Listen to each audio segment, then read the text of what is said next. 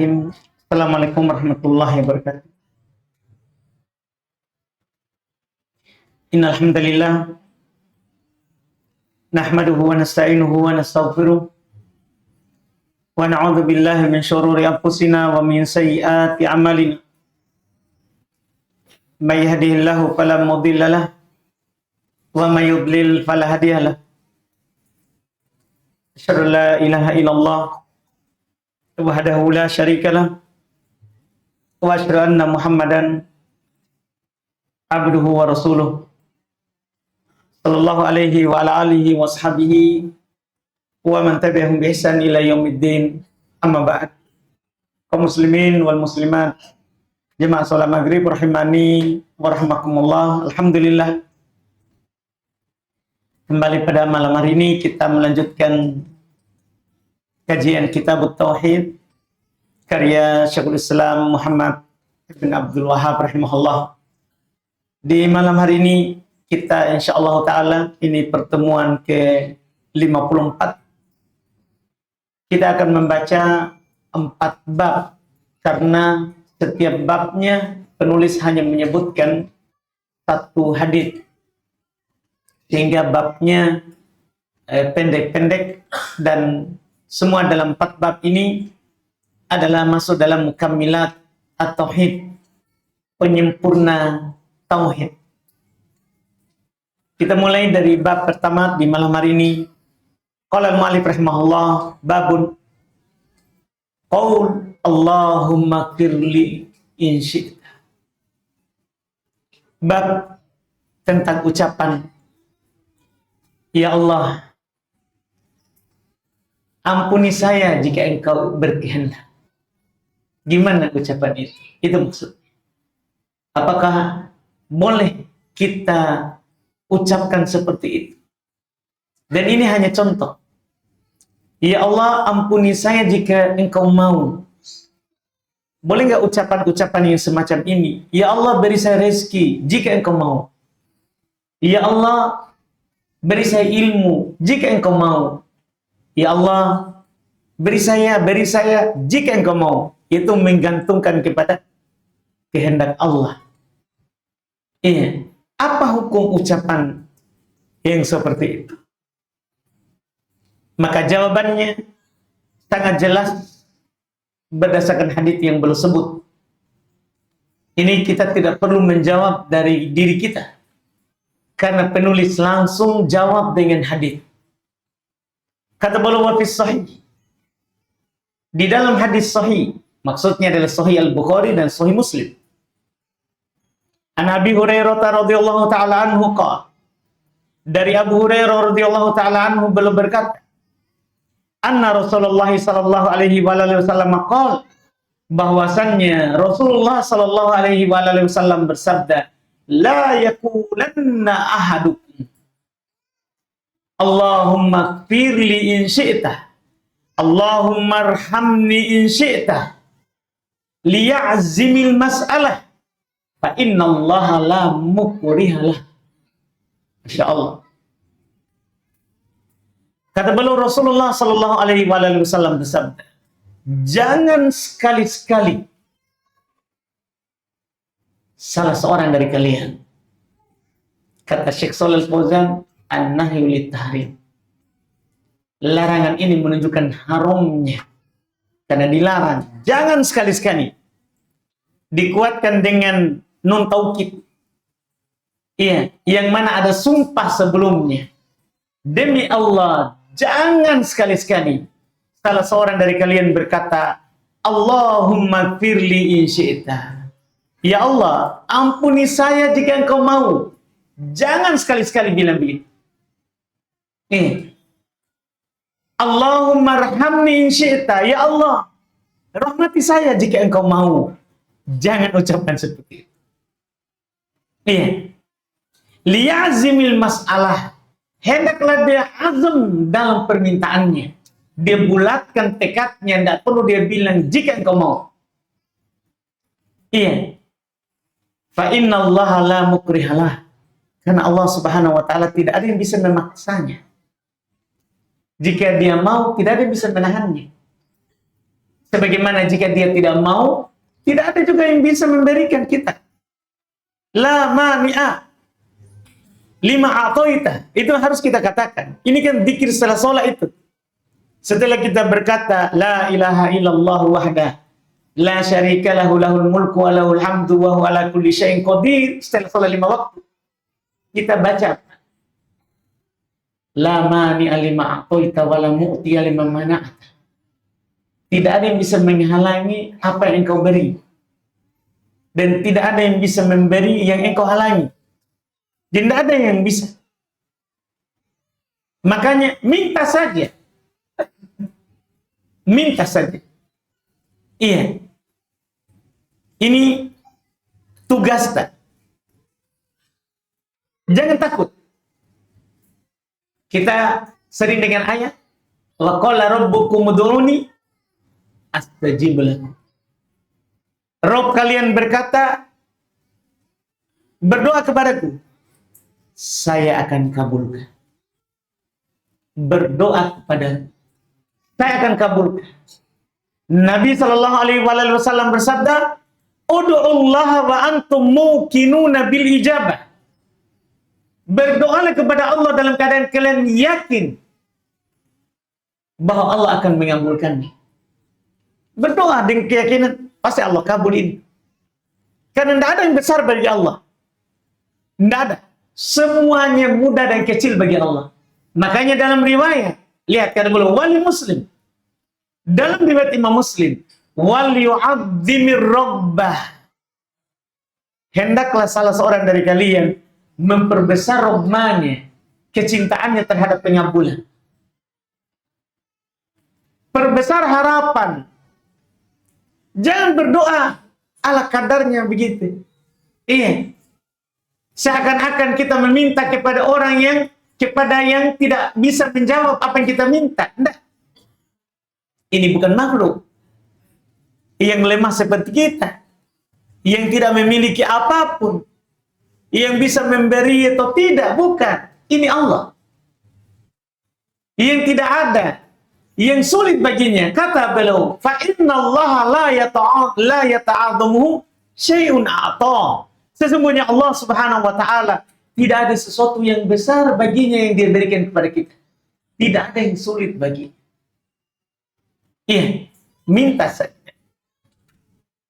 Tidak ada yang sulit bagi Allah. Kita dah lihat Adam, tidak ada ibu bapaknya, bisa ada. Kita lihat Hawa, ada bapaknya, tidak ada ibunya, bisa ada. Kita lihat Isa, ada ibunya, tidak ada bapaknya, bisa ada. Itu kan menurut kita mustahil. Coba kita tanya dokter, ini mustahil, tidak ada orang bisa, tidak ada bapaknya, tidak ada ibunya, bisa ada. Mustahil bagi manusia, tapi bagi Allah mudah menciptakan Adam. Mudah, tanpa ibu, tanpa bapak. Hawa, ada bapaknya dari Adam, tidak ada ibunya, bisa. Isa, tidak ada bapaknya, cuma ada ibunya, bisa. Kita semua ini, ada ibu tak, ada bapak tak, ada. Bisa. Ada orang juga ada ibu, ada bapak, tidak ada. Karena semuanya Allah yang atur. Maka liyu'addim wal yu'addim ar-rabbah. Kalau kita berdoa, perbesar harapan. Perbesar harapan. Itu paling penting. Iya. Dan jangan bilang, jika engkau mau ya Allah. Jangan, minta saja. Ya Allah ampuni saya. Ya Allah rahmati saya. Ya Allah beri saya rezeki. Begitu saja langsung. Jangan bilang, jika engkau mau. La yakulanna ahadukum. Jangan sekali-sekali salah seorang dari kalian berkata seperti itu. Iya. Ini tentunya kalau kita uraikan dengan jelas, ya, menunjukkan bahwa doa itu adalah ibadah kepada Allah. Iya. Kemudian dalam berdoa, jangan tanggung-tanggung, minta saja. Biar mustahil bagi kita, karena bagi Allah tidak ada yang mustahil. Tidak ada yang mustahil bagi Allah. Iya. Semua bagi Allah adalah mungkin. Segala sesuatu itu mungkin.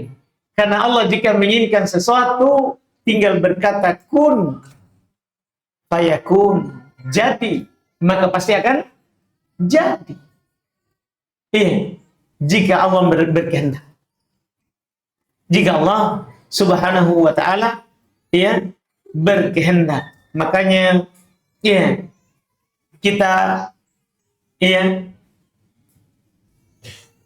harus selalu meyakini bahwa Allah subhanahu wa ta'ala maha mampu atas segala sesuatu. Wa huwa ala kulli syai'in qadir. Dia Allah subhanahu wa ta'ala maha mampu ya atas segala sesuatu. Tidak ada yang tidak mampu bagi Allah. Untuk Allah lakukan. Iya. Untuk Allah subhanahu wa ta'ala lakukan. Makanya iya, kita sekali lagi perbesar saja harapan. Minta saja kepada Allah. Iya. Apa yang kita butuhkan. Apa yang kita butuhkan. Ini bab yang pertama ini. Bagi orang yang bertauhid, tentunya tidak akan pernah ia menganggap hal itu berat bagi Allah. Karena mereka keyakinannya kepada Allah subhanahu wa ta'ala sepenuhnya. Iya. Kemudian beliau berkata, babun la yakulu abdi wa amati. Jangan seorang berkata terhadap budaknya, hambaku, hamba laki-lakiku, hamba perempuanku. Kan ini berserikat. Berserikat antara ucapan Allah terhadap makhluknya ya dengan ucapan kita. Jauhi. Iya. Jauhi ucapan seperti itu. Padahal budak itu kan abdun. Kalau laki-laki. Kalau perempuan amatun. Itu budak. Tapi kan itu berserikat dengan apa yang Allah katakan. Iya. Allah katakan kepada kita, wali abdi mas'al, misalnya dalam hadits qudsi, untuk hambaku apa yang dia mau, apa yang dia minta. Anda boleh kita katakan juga begitu pada budak kita. Kalau ada abdi, amati, tidak boleh. Yang lain ucapkan. Nabi arahkan juga. Kata beliau wa fis sahih, di dalam sahih an Abi Hurairah radhiyallahu taala an, ini juga sama Sahih Bukhari, Sahih Muslim. Dari Abu Hurairah radhiyallahu taala anhu qala, beliau berkata, anna Rasulullah sallallahu alaihi wasallam qala, bahwasanya Rasulullah sallallahu alaihi wasallam bersabda, la yaqulanna ahadukum at'im rabbak waddi rabbak wal yakul sayyidi wa maulai wala yakul ahadukum abdi wa amati wal yakul fatai fatati wa gulami. Jalan keluar. Karena syariat ini selalu kalau melarang sesuatu pasti akan mengarahkan kepada sesuatu yang lebih bagus. Itu syariat. Tidak ada yang syariat ini melarang dari sesuatu terus tidak ada jalan keluarnya. Kalau ada larangannya pasti ada jalan keluar. Iya. Kata Nabi, jangan sekali-sekali salah seorang dari kalian berkata, beri makan tuanmu, tapi kata Rob, atim robbak. Kan itu budak. Kalau dia punya tuan, namanya Robnya. Namanya Robnya. Tuannya. Terjemahannya begitu. Tapi kan itu Allah. Itu kan nama Allah. Tidak boleh kita berkata begitu. Iya. Kenapa? Ini akan menafikan tauhid. Termasuk tauhid adalah tauhid terhadap al-asma wa sifat. Mentauhidkan Allah dalam nama dan sifat. Kalau nama itu berserikat dengan nama Allah, jangan kasih. Jangan kasih. Jangan bilang ke orang Khalik. Tidak boleh. Boleh Abdul Khalik. Hambanya Allah yang Maha Pencipta. Jangan bilang Abdul Khalik. Jangan bilang ke orang Razak. Tidak boleh. Berserikat. Orang bertauhid tidak begitu. Dia akan berkata Abdul Razak. Iya. Dia kan berkata begitu. Dia tidak boleh kita bilang alim. Ada orang bernama Alim. Alim, tidak boleh. Abdul Alim. Hamba Allah yang maha berilmu. Tidak boleh. Kenapa? Orang yang bertauhid dalam bab asma wa sifat harus mentauhidkan Allah dalam nama dan sifatnya. Ini yang belum masukkan di sini. Ya, ini yang belum maksudkan. Seperti yang dikatakan oleh para ulama, para pensyarah, ya. Bab ini para pensyarah, ya. Bab ini dalam bab, ya, dalam bab tauhid al-asma wa sifat. Iya. La yaqulanna ahadukum at'im rabbak. Kasih makan tuanmu, tapi tetap pakai kata Rabb. Rabb di sini adalah tuannya itu budak. Iya, kasih makan tuanmu. Sebenarnya artinya. Tapi Rabb kan bersyirik. Jangan. Wati rabbak. Wudukan Rabbmu. Jangan. Wal yakul, hendalah. Gantinya. Sayyidi. Tuanku, pakai kata Sayyid. Pakaikan kata Sayyid. Karena Sayyid tidak ada nama Allah. Yang bernama apa? Sayyid. Pakaikan kata Sayyid. Sayyidi. Terjemahannya adalah Tuhanku, sama. Tapi satu ada nama Tuhan di situ. Ada nama Allah. Jangan dipakai. Iya, Maulai. Boleh. Terus jangan kalian berkata, Abdi, hamba cahayaku. Tidak boleh. Amati, hamba cahayaku yang perempuan. Tidak boleh. Iya. Tidak boleh begitu. Wal yakul, hendalah katakan, Fatai. Artinya sama. Fatati, gulami. Terjemahannya sama. Gulami adalah budakku. Fatati, budak perempuanku. Fatai, budak laki-lakiku. Sama terjemahannya. Tapi satu itu lafaz Allah pakai. Iya, jangan dipakai. Jangan dipakai lafaz yang Allah pakai. Iya, kan itu pengkhususan. Ini dalam bab, ya, kesempurnaan tauhid.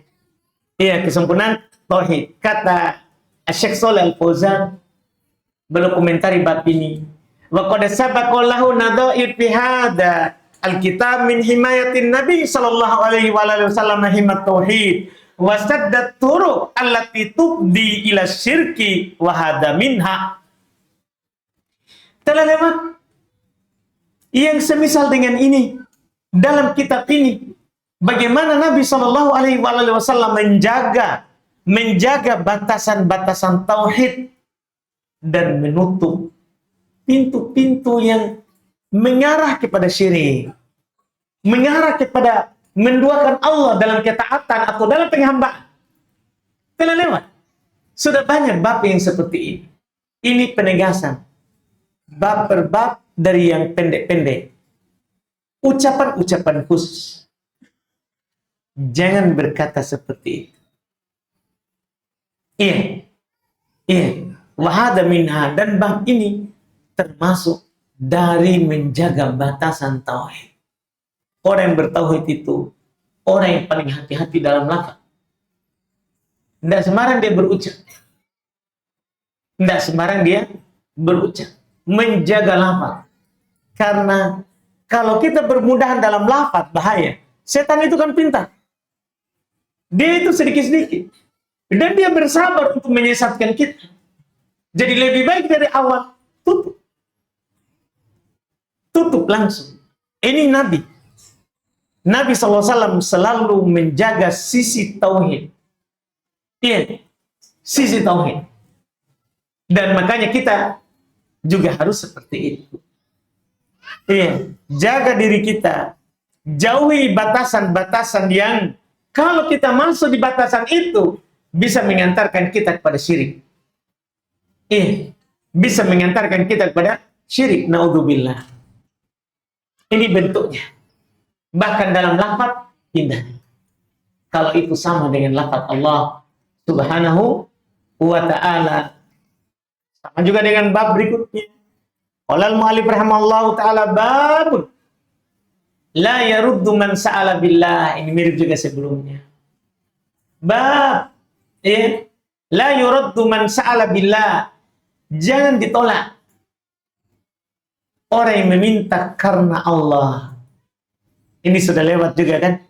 Jangan tolak orang yang meminta dengan nama Allah. Kita sudah juga masuk bab sebelumnya itu, yang di orang yang 3 orang itu, yang botak, yang berpenyakit kulit, dan yang buta. Kan malaikat datang meminta dengan nama Allah, yang memberinya warna yang bagus, kulit yang bagus, tapi kan dia tolak. Itu 2 orang kan tolak. Apa yang terjadi? Musibah. Hilang hartanya. Satunya, dia minta dengan nama Allah. Dia bilang, hari ini, silakan kamu ambil apa yang kamu mau. Hari ini, saya tidak akan menghalangimu untuk mengambil apa yang kamu minta karena Allah. Lihat itu yang satu. Siapa yang selamat? Yang itu. Yang tidak menolak. Yang meminta karena Allah. Dari sini juga jangan dipakai ini. Jangan sampai nanti kita bermudahi. Kita pergi ke orang bilang, demi Allah, saya lagi susah. Kan akhirnya orang kasih dengan paksa. Gara-gara tahu gini. Saudara, tidak boleh ditolak tak? Kita bilang begitu orang. Tidak bisa dipakai senjata ini. Iya. Artinya kita juga jangan bermudah pakai nama Allah untuk meminta-minta. Iya, jangan, tidak boleh. Karena tidak halal memang kita meminta-minta, kecuali 3 masalah. Seperti Qabisah, kasihan beliau radhiyallahu taala anhu, bisa belum tahu hukum, datang kepada Nabi meminta. Iya, maka Nabi mengajarkan kepadanya, wahai Qabisah, tidak halal. Dalam hadis riwayat Muslim, wahai Qabisah, itu meminta-minta tidak halal. Itu supaya kita tidak mudah bermudahan berminta-minta. Tidak halal itu meminta-minta, kecuali untuk 3 orang. Kalau kamu bukan dari 3 ini, tidak halal. Karena orang yang meminta-minta akan datang di hari kiamat tanpa daging di mukanya. Haram, kecuali 3 orang.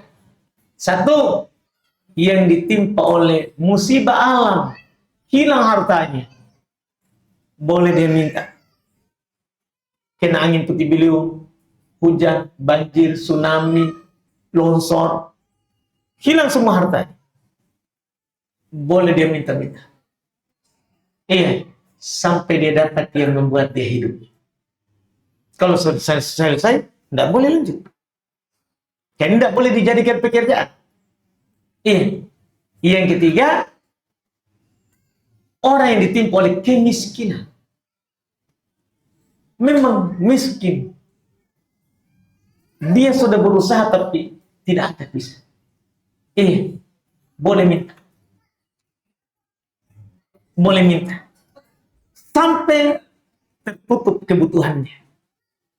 Yang ketiga, orang yang menanggung beban orang banyak di bawahnya. Boleh meminta-minta. Dia ini sebenarnya punya kecukupan, tapi tanggungannya banyak. Seperti sekarang di panti asuhan, boleh dia pergi minta, taruh proposal ke orang, boleh, karena tanggungannya di bawah. Pesantren, boleh. Sekarang kan banyak juga orang sebarkan, orang ceramah, tidak boleh itu tahun-tahun. Nabi bertahun-tahun. Kita tidak baca perang Uhud, perang Tabuk. Perang Tabuk. Musim panas. Paceklik. Itu perang Tabuk. Ditambah lagi, Nabi mengajak sahabat untuk perang Tabuk. Kita tahu yang ikut pasukan 30.000 lebih. Bahkan itu perkiraan itu. Karena tidak bisa dicatat. Kata Ka'ab bin Malik, tidak cukup buku. Karena sebelumnya kan kalau perang itu sedikit. Perang Badar 315 kata Umar. Enggak. Perang Ahzab, sebelum perang Ahzab, perang Uhud tahun ketiga, perang Badar tahun kedua. Perang Uhud tahun kedua, tahun ketiga, di bulan Syawal, setahun setelah perang Badar. 1.000 pasukan Muslim. Bisa dicatat. Iya. Perang Ahzab. Perang Ahzab tahun kelima Hijriah. Tahun kelima Hijriah. Kalau tahun keempat kan perang dengan Yahudi. Banu Nadir, yang pengusiran Yahudi di bentengnya. Iya, itu tahun keempat. Tahun kelima perang Ahzab. Pasukan 3.000. 3.000 pasukan. Bisa dihitung. Biaya juga tidak banyak karena dekat jarak.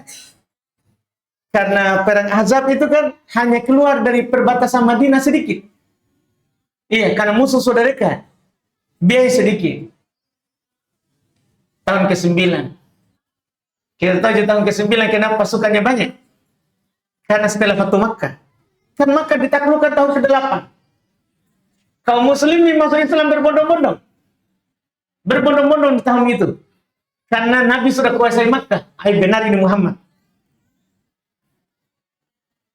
Di tanah Arab selesai semua. Maka orang-orang Bizantin, Yahudi dari arah Palestina, Syam bergerak mau memerangi Islam karena dia sudah sadar bahwa lingkaran Arab sudah selesai semua. Iya, diperangi oleh Nabi dan masuk Islam.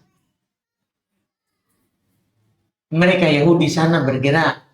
Maka Nabi SAW mengajak para sahabat, ayo kita keluar ke Tabuk. Perjalanan yang sangat jauh itu, peperangan yang sangat jauh jaraknya. Iya. Daripada mereka yang datang, kita sambut dia. Di daerah Tabuk namanya. Nabi tinggal di sana selama 20 hari. Iya. Perjalanan susah. Karena musim panas. Dan kita tahu panasnya Madinah. Iya. Panasnya Makkah. Panas udara. Bukan lagi matahari.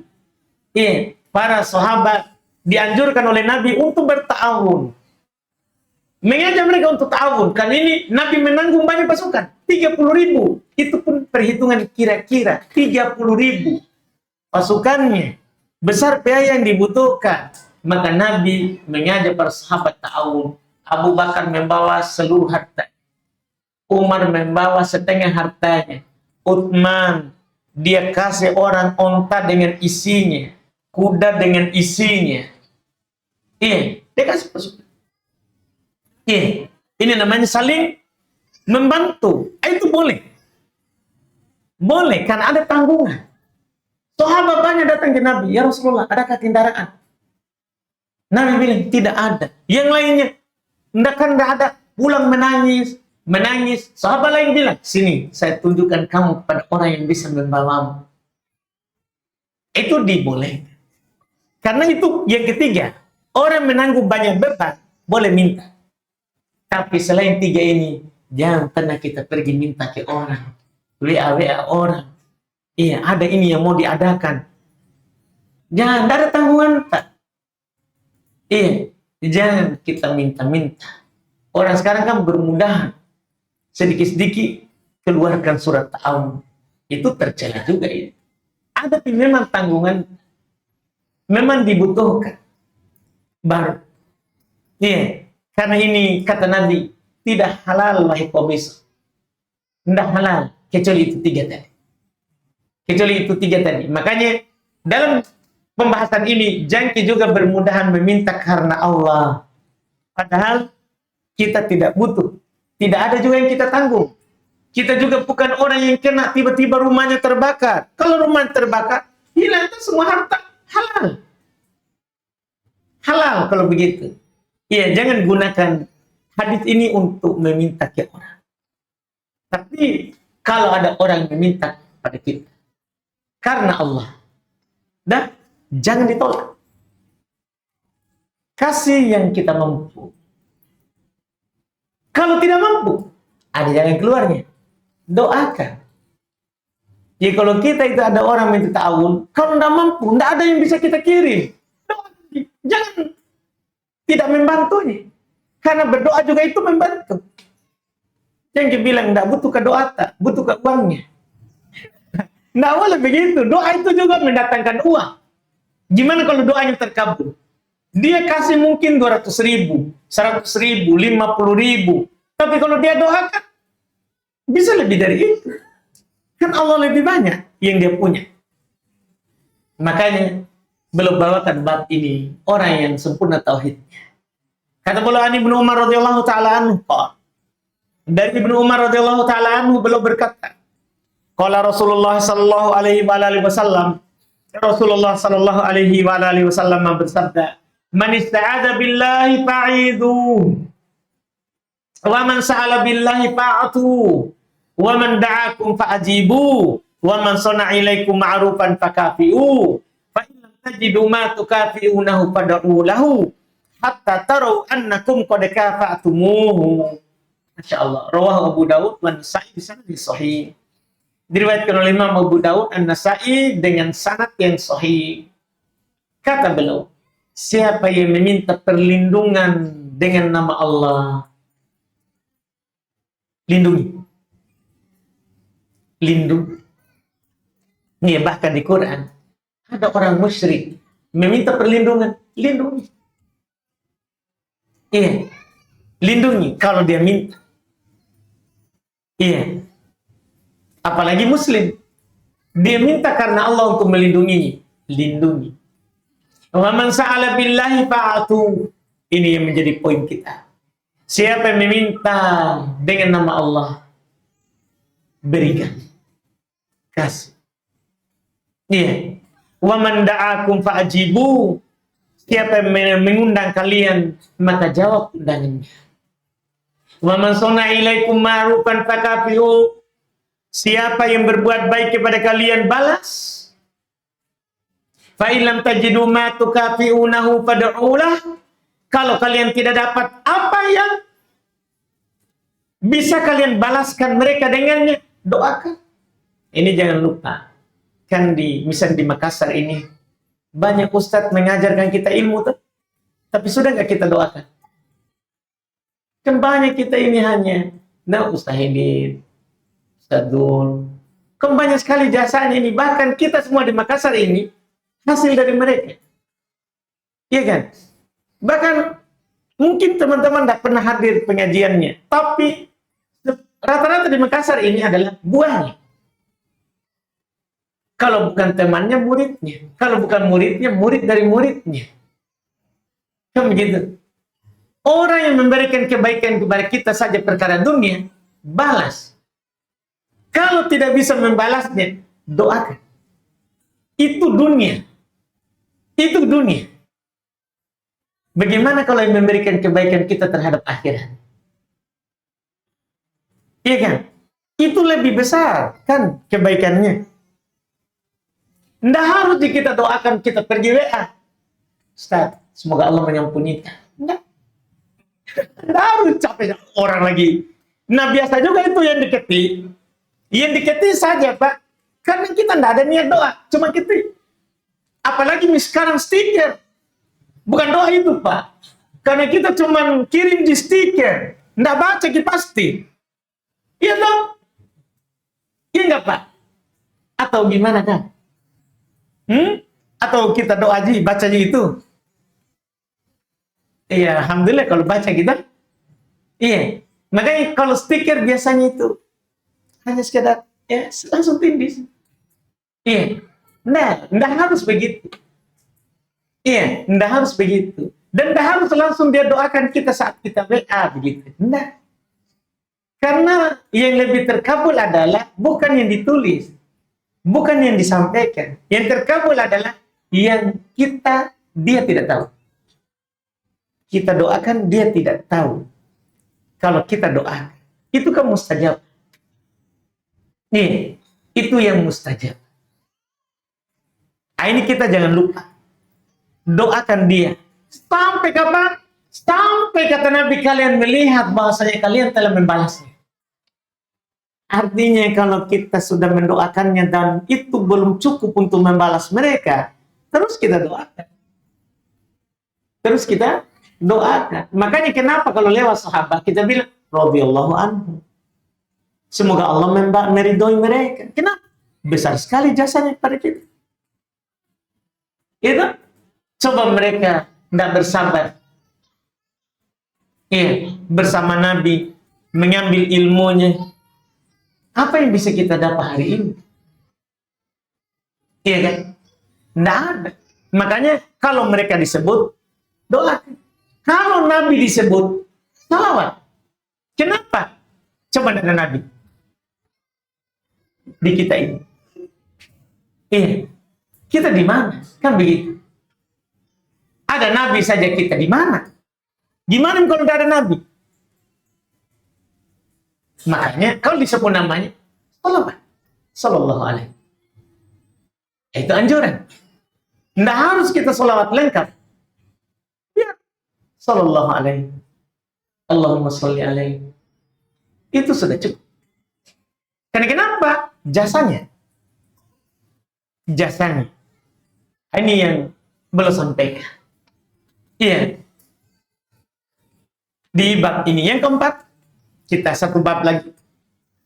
Iya, karena ini juga pendek dan ada hubungannya dengan tadi. Babun la yus'alu biwajhillahi ilal jannah. Bab tidak diminta dengan menyebut wajah Allah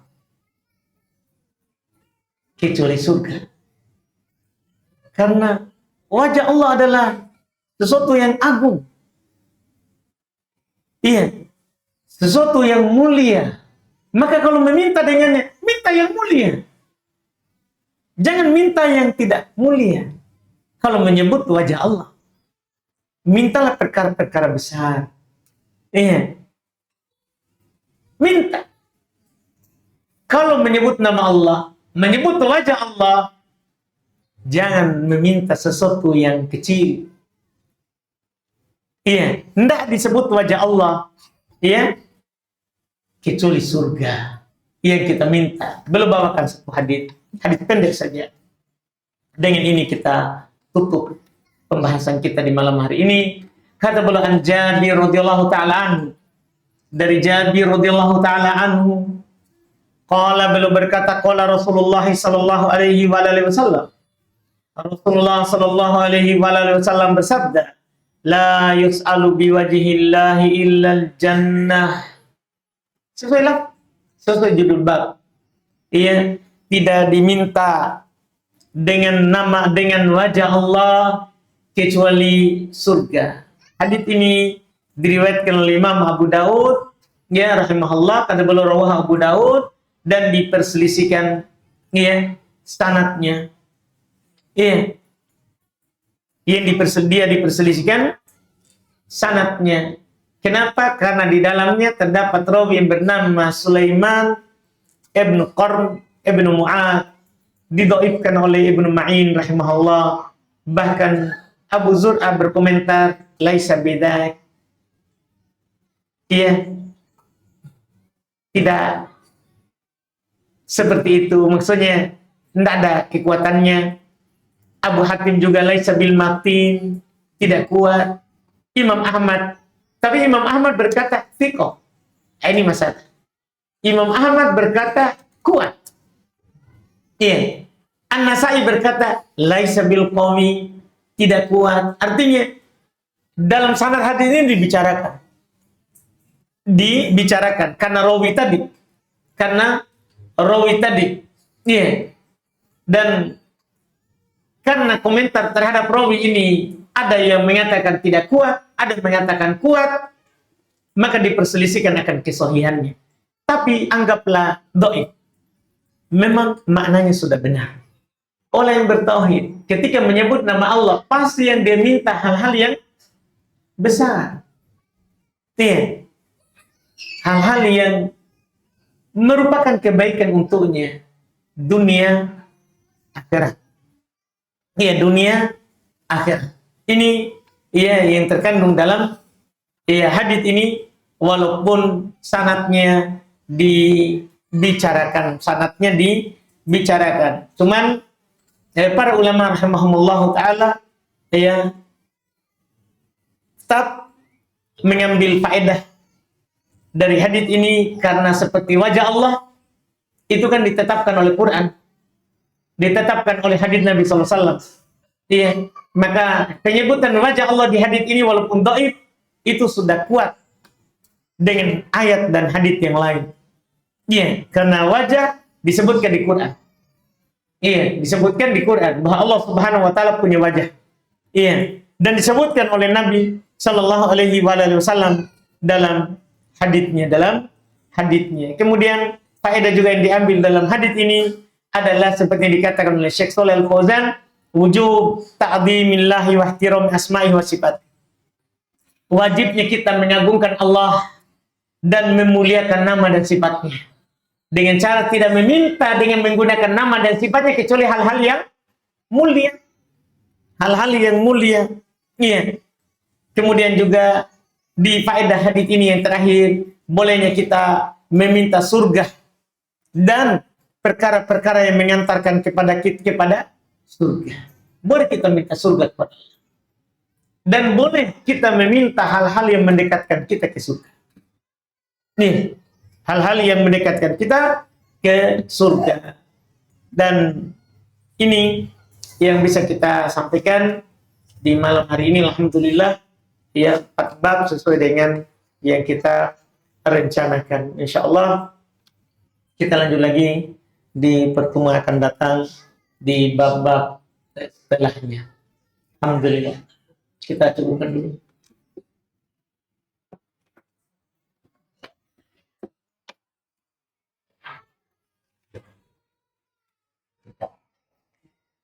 Ustaz,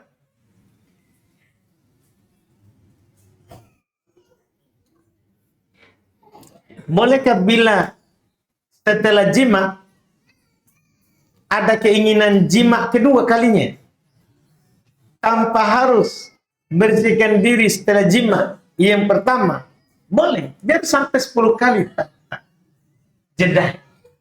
Boleh Pak, tidak ada masalah.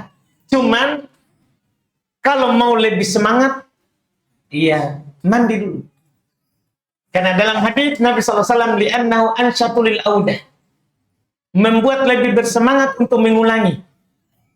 Jadi kalau habis itu sama-sama masuk di kamar mandi saling menyiram, keluar baru lanjut lagi, setelah itu masuk lagi saling menyiram, keluar ulang lagi, lebih bagus. Karena itu lebih semangat supaya hilang-hilang tadi keringat apa semua saat bergulat. Iya.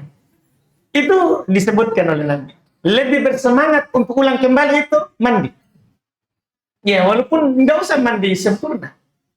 Iya, siram saja supaya segar lagi. Itu ilmu dari Nabi ya. Iya, untuk hal tersebut. Tapi kalau tanpa itu, lanjut mandi saja sampai tak puas. Iya, tanpa mandi pun dibolehkan. Pokoknya sampai tak pingsan. Boleh. Dengar kita ikhwan. Alhamdulillah. Nah, bagaimana hukumnya mengambil kredit KUR, subsidi program pemerintah dengan KUR biasa di bank? Kalau ini saya tidak tahu ya.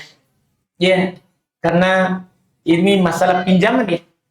Masalah pinjaman, gimana akad atau tidak, itu butuh dibaca. Ustaz, apakah tidak bisa ini pertanyaan ini. Saya langsung takut. Ustaz, apakah Ustaz mau menjadi ayah aku?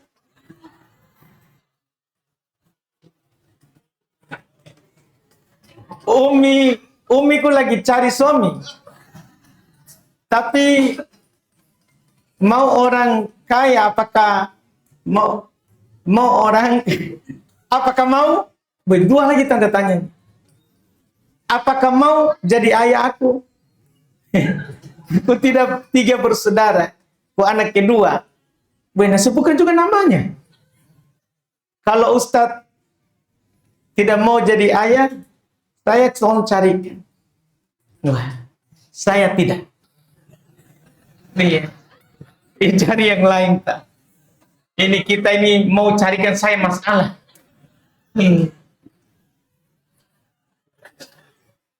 Haji Syam, mohon maaf Mam, ini kalau saya libur dari sini ini. Kalau istriku dengar ini, Tidak bisa saya taklim di Nurul Haq ini. Karena nanti dia tahu lagi ada yang ngincar. Saya enggak mau. Iya. Jadi bagi yang lain. Semoga dimudahkan untuk kita mendapat ayah yang terbaik. Iya, tapi kalau saya tidak. Alhamdulillah. Aneh-aneh juga ini ya. Ustaz, apakah boleh memakai nama apa ini? Arslia dalam Khairullah dan Khairullah. Iya, Arslia. Ini hanya nama sambung dari namanya Ustaz. Misal Muhammad Azka Khairullah. Iya. Khairullah.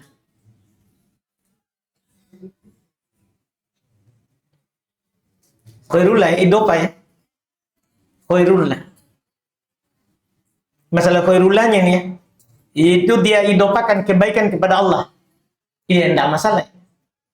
Kalau yang itu. Kalau Arslia, kalau Ars kan Ars. Ars kan makhluk, enggak apa-apa. Ars itu bukan Allah. Ars itu adalah makhluk. Iya, makhluk. Bukan Allah. Jadi kalau kita bertanya boleh nggak bernama dengannya, enggak apa-apa. Enggak apa-apa walaupun berdiri sendiri. Walaupun berdiri sendiri. Iya. Dibolehkan, wallahualam.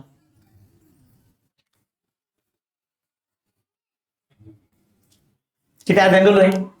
Iya. Iya enggak? Masuk waktu ya? Kita adzan dulu sedikit.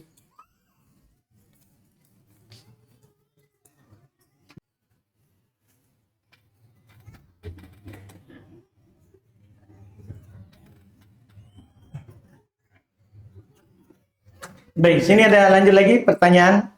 Alhamdulillah. Apakah boleh memakai hand body yang bahannya ada tertulis alkohol? Iya. Hand body ya. Itu kembali ke dokter ya kalau ada tertulis alkohol. Karena alkohol tidak najis. Cuman apakah dia membahayakan kulit atau tidak? Kembali ke dokter ya. Iya, tanya ke ahlinya. Dan dalam hal ini kita tentunya dalam segala sesuatu tanya ke ahlinya. Kalau terkait dengan masalah bahayanya itu di kesehatan. Di kesehatan. Dan kita boleh bersandar dengan kesehatan. Saya kasih tahu begitu, saya ingat ya, ada orang yang menghalalkan rokok. Dia bilang orang yang mengharamkan rokok itu berdalil dengan kata dokter. Bukan berdalil dengan Quran. Di mana nih akalnya? Kan kita ini kan disuruh oleh Quran. Tanya orang yang tahu kalau kamu tidak tahu. Tanya orang ahlinya. Tanya pembuat roti kalau tidak tahu kau buat roti. Kan begitu. Tanya ahlinya. Iya, tapi itu namanya sudah habis akal. Sudah habis akal. Itu pernyataan saat saya sudah keluarkan itu buku tentang rokok. Kan dari berbagai macam kita sampaikan. Bahkan dari Kementerian Kesehatan kita nukil. Quran hadis, dalil ini Quran hadis, fatwa ulama, tapi habis akal nggak bisa. Begitulah orang. Iya. Tapi kita di dalam syariat Islam boleh bertanya ahlinya. Kalau kita tidak tahu. Kalau kita tidak tahu, dibolehkan. Dibolehkan. Sama dengan masalah ini. Tentunya apakah itu membahayakan atau tidak ada alkoholnya. Tentunya kita ustadz tidak tahu itu membahayakan atau tidaknya. Harus ada keterangan dokter. Ketika dokter bilang berbahaya bagi kulit di masa yang sekarang atau akan datang, maka ustadz akan bilang tidak boleh karena la doror wala diror kata Nabi. Begitu. Jadi kalau ada keterangan dokter, kita langsung berdalil dengan hadis. Kita langsung berdalil dengan ayat. Begitu. Kalau ada keterangan dari dokter, bukan kita bersandar di keterangannya, tapi dengan keterangan itu kita bisa tahu ini ada bahaya atau tidak. Nah, sama ini. Iya, kita tanya dokter. Apakah ini membahayakan kulit di masa sekarang? Atau di masa akan datang, di jangka panjangnya? Kalau akan membahayakan bahkan di jangka panjangnya, maka kita akan mengatakan jangan dipakai. Jangan dipakai. Jadi ini terkait dengan ini kita tanya ke dia ahlinya.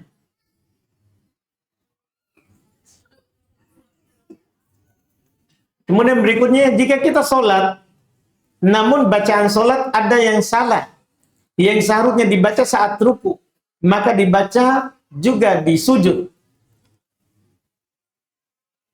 Apakah kita harus mengulang sholat kita? Pertama, doa sujud dan ruku kan ada yang sama. Iya kan? Kan doa sujud dan ruku itu ada yang sama. Iya.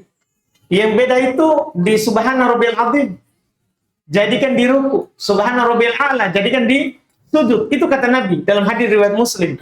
Itu beda. Tapi yang lain kan sama. Sama bacaannya. Dan anggaplah kita salah baca itu tadi. Subhana Rabbiyal Azim di sujud, Subhana Rabbiyal A'la di ruku. Tidak perlu kita mengulang sholat. Karena membaca doa ruku, doa sujud sunnah. Rukunya ruku. Rukunya bangkit dari ruku. Membacanya itu adalah disunahkan. Disunahkan. Iya. Makanya boleh diganti-ganti bacaannya. Sesuai dengan yang Nabi ajar.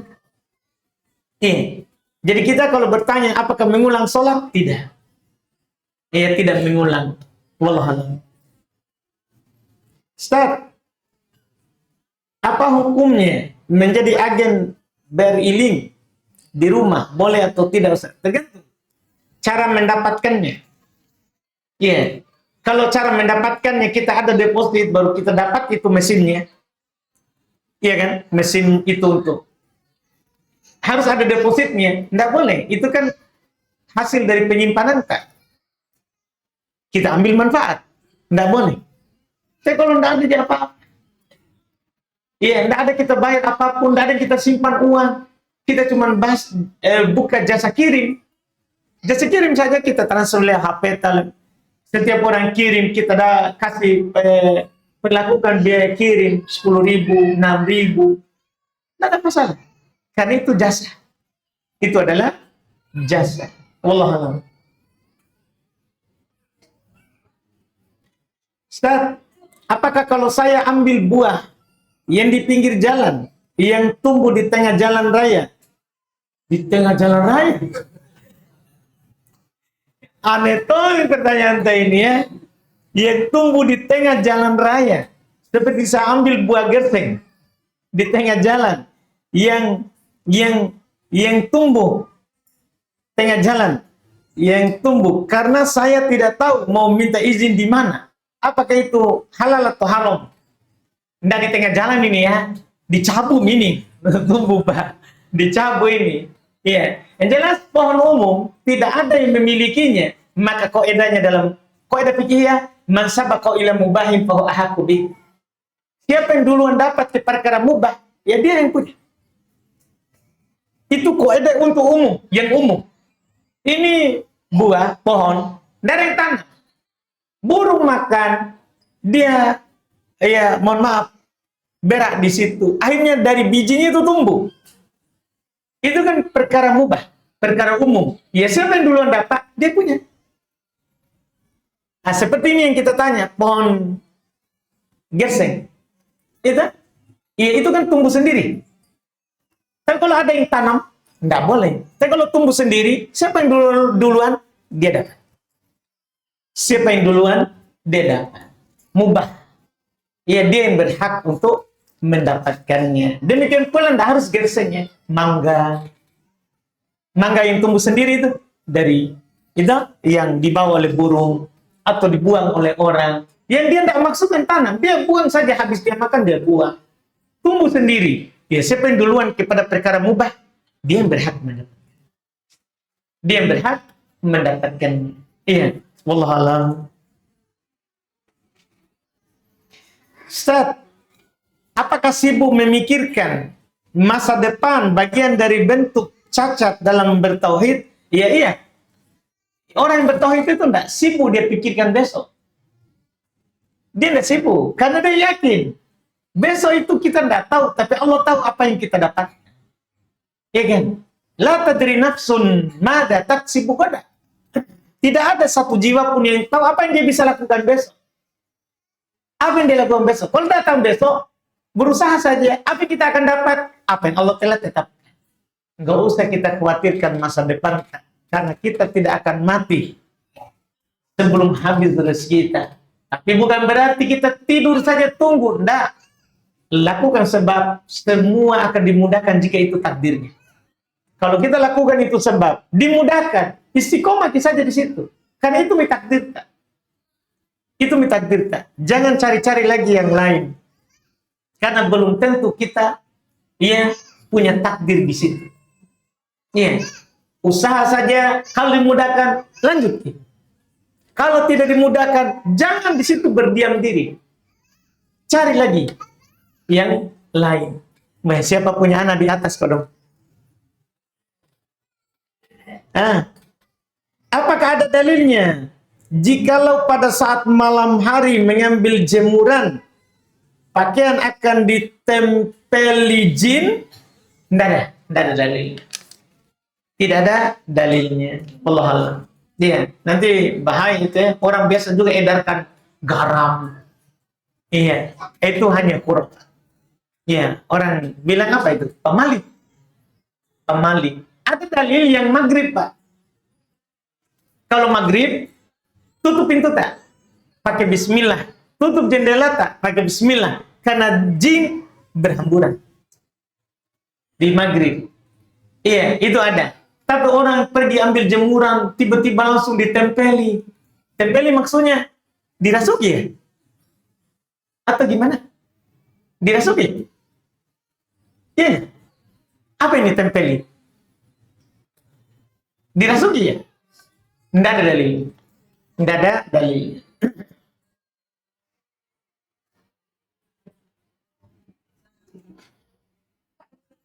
Ustaz, apakah boleh bercerita ketika buang hajat?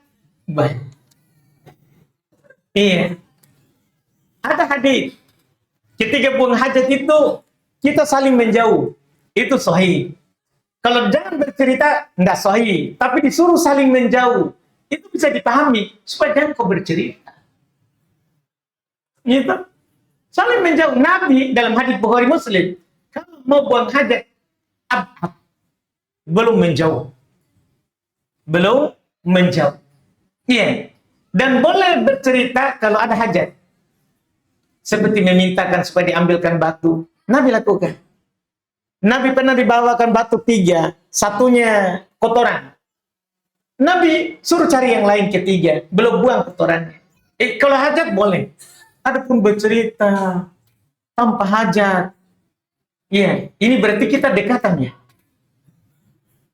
Kan kita dianjurkan untuk saling menjauh.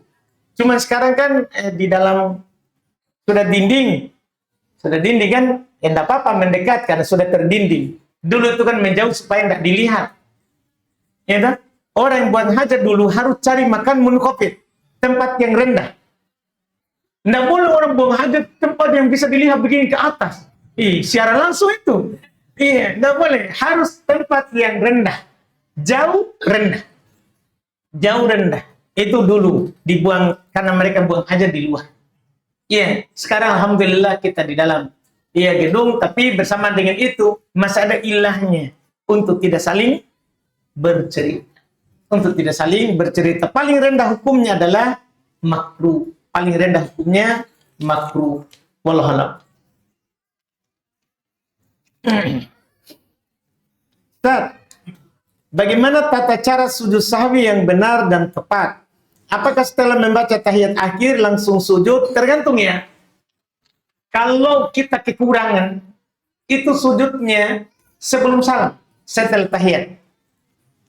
Kalau kekurangan, misalnya, seharusnya kita duduk tasyahud awal, tapi kita langsung berdiri, maka nanti sujudnya adalah sebelum salam. 2 kali sujud, kemudian salam. Tapi kalau kita menambah, misalnya sebenarnya sudah rakaat keempat, tapi ini kita ragu, kita berdiri ke rakaat kelima. Setelah berdiri kita lebih ini, atau ada orang bilang subhanallah, kita turun, berarti kan kita menambah. Kita wajib turun. Kalau yang rakaat kedua tahiyat, nggak wajib kita turun kalau sudah tegak. Lanjut saja, nanti sujud sahwi sebelum salam. Tapi kalau kita sudah lebih, wajib turun. berarti kita menambah. Kalau menambah setelah salam. Kita sahwi 2 kali setelah salam dan sujud 2 kali, kemudian salam lagi. Kemudian salam lagi. Jadi tergantung keadaan kita dalam masalah lupanya di sholat itu. Apakah menambah atau mengurangi.